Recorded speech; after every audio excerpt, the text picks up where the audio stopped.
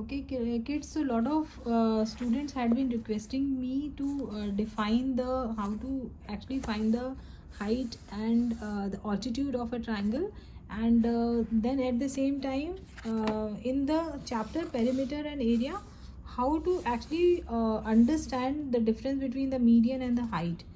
Right, so I actually am planning to make a short video here on that.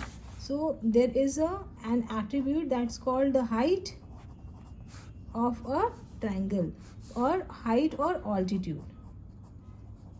Okay, now how do we find the height? That from a point we are actually dropping a line at a 90-degree angle. So this is basically the height. So in a triangle, how do we find the height is that, suppose this is a triangle ABC. So the height will be where from the vertex, this is the vertex, will drop a perpendicular line at the base. That base is BC. So this is 90 degree, and then this line AD is the height. This is the height or the altitude of the triangle. Now we have to find and understand how to not to get confused when we actually have to find the height of an obtuse angle. So what is an obtuse angle? Where the angle of a triangle, this is not a 90 degree, this is more than 90 degree, then this becomes an obtuse angle. Suppose this is triangle ABC.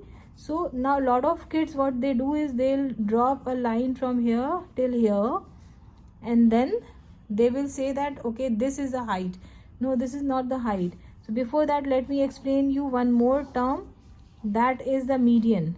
Okay, so if this is triangle ABC and we have to find the median, so BC will be divided equally, and then A will be joined with that line, and then this becomes AD becomes the median, because this line is dividing the base into two equal parts, right? So if you are dropping a line from A to BC and it's dividing BC into two equal parts, then AD is the median here.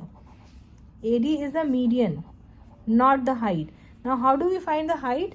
Because here dropping a line here, for that we have to extend BC imaginary line we have to extend here, and then drop a perpendicular line from